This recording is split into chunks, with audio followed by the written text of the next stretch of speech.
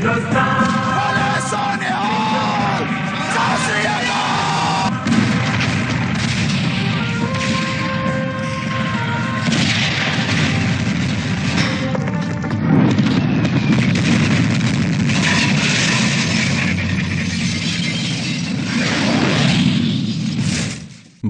सेना बलिदान, त्याग और शौर्य का दूसरा नाम है। आजादी के बाद और उससे कई वर्ष पहले तक भी इस भूभाग जिसे हम भारत कहते हैं उसे बचाए रखने में कई लोगों का अहम योगदान रहा है।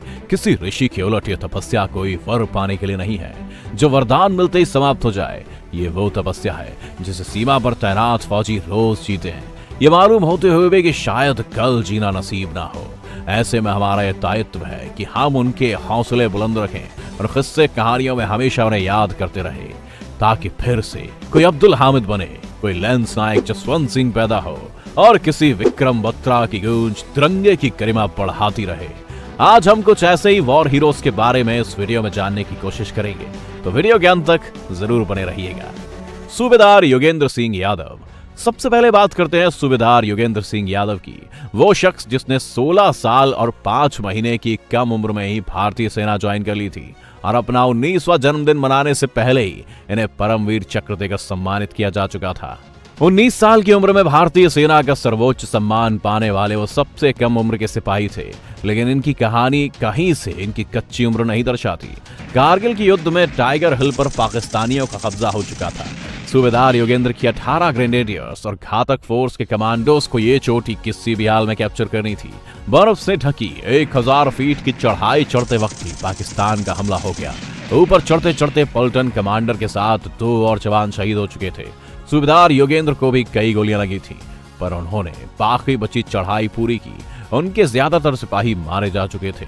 ऊपर चढ़कर भी गोलीबारी में उनके कंधे और शरीर के कई हिस्सों में गोली लगी, पर उन्होंने हार नहीं मानी और एक ग्रेनेड फेंककर पाकिस्तानी सेना का एक बंकर उड़ा डाला। काम अभी अधूरा था।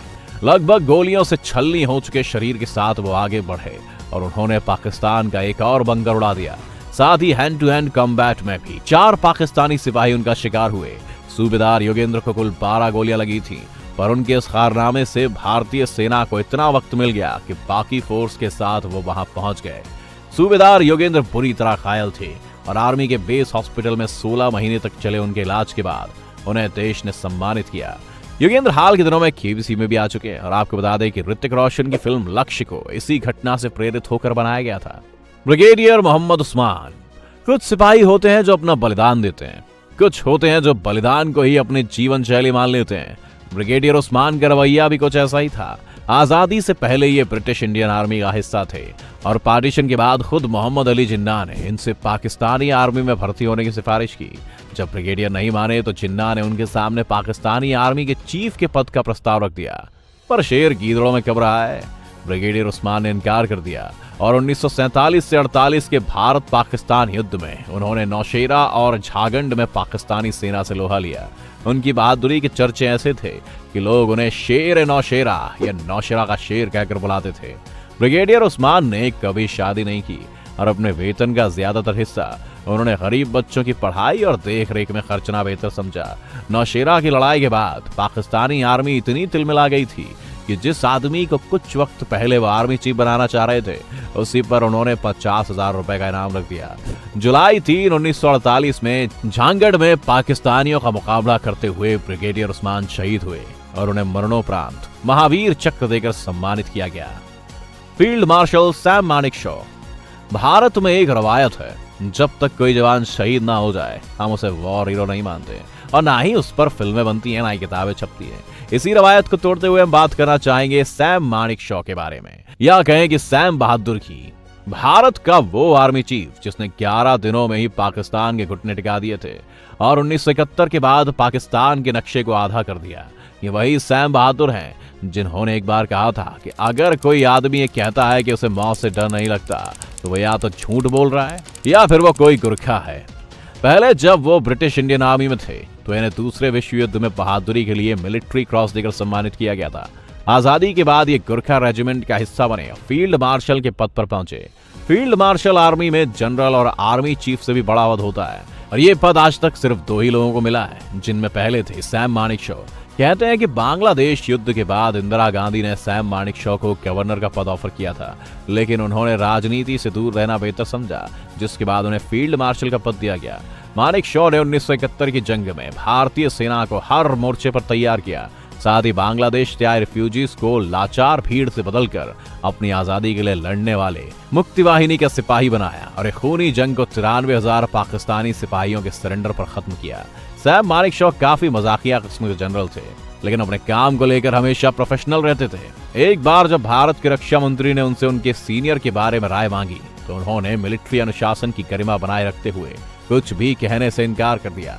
इस बात पर मंत्री जी बिगड़ गए और काफी वक्त मानेकशॉ का प्रमोशन भी रोका रहा।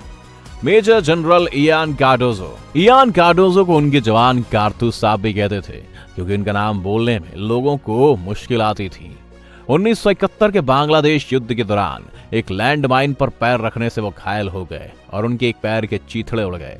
घाव ऐसा था कि सर्जरी से टांग को काटना सुरक्षित नहीं था, पर तभी बीच मैदान में इस गोरखा ने अपनी खुरकी से खुद ही अपनी टांग काट ली और फिर एक पाकिस्तानी डॉक्टर को कैप्चर करने के बाद इलाज करवाया।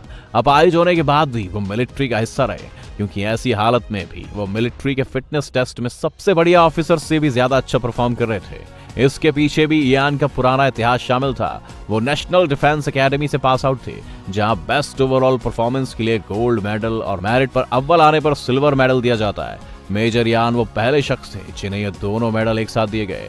देश के इतिहास में आज तक ऐसा भी सिर्फ 2 ही बार हुआ है। मेजर इयान की फिटनेस और उनकी लगन को देखते हुए उस वक्त के आर्मी चीफ ने उन्हें लद्दाख बुलाया और खुद देखा कि वो अपाहिज होने पर भी बर्फ और पहाड़ पर अच्छे से चल पा रहे हैं, जिस कारण उन्हें वहां एक बटालियन की कमांड सौंप दी गई और साथ ही प्रमोट करके ब्रिगेडियर भी बना दिया गया और बाद में मेजर जनरल।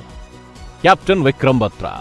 शेर शाह के नाम से जाने जाने वाले कैप्टन विक्रम बत्रा ने कारगिल युद्ध के सबसे मुश्किल मिशन को अंजाम तक पहुंचाया था।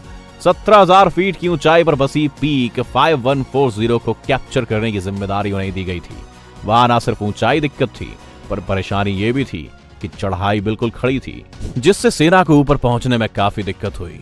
इसी बीच पाकिस्तानी सेना की फायरिंग से वो बुरी तरह घायल हुए, लेकिन फिर भी वो 3 पाकिस्तानी सिपाहियों को अपने हाथ से क्लोज कॉम्बैट में मारने में कामयाब रहे। इस मिशन के तुरंत बाद ही उन्हें 7 जुलाई 1999 को पीक 4875 कैप्चर करने की जिम्मेदारी भी दी गई और ये मिशन भी वैसा ही था।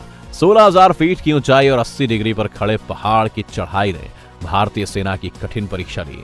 उसी बीच पाकिस्तानी गोलाबारी से एक ऑफिसर की जान बचाने के लिए वो उसके पास गए। एक सूबेदार उनके साथ आना चाहता था, पर चिल्लाकर कैप्टन ने उसे मना किया कि तुम्हारा परिवार और बच्चे हैं। कैप्टन बत्रा अपने साथी की जान बचाने में तो कामयाब रहे, लेकिन इसी बीच वो खुद वीर गति को प्राप्त हो गए।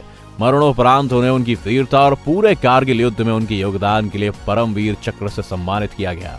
कैप्टन बत्रा हमेशा कहा करते थे, या तो मैं तिरंगा लहराते हुए लौटूंगा या उसमें लिपटा हुआ, पर मैं लौटूंगा जरूर। उनके जीवन पर भी हाल ही में शेर शाह नाम से एक फिल्म रिलीज हुई है। हमें मालूम है कि हम सभी लोगों का नाम इस वीडियो में नहीं ले सकते, इसीलिए अगर आप इस वीडियो का अगला पार्ट भी चाहते हैं तो हमें कमेंट सेक्शन में जरूर बताएं। अगर वीडियो पसंद आया हो तो वीडियो को लाइक जरूर करें और चैनल को सब्सक्राइब भी करें।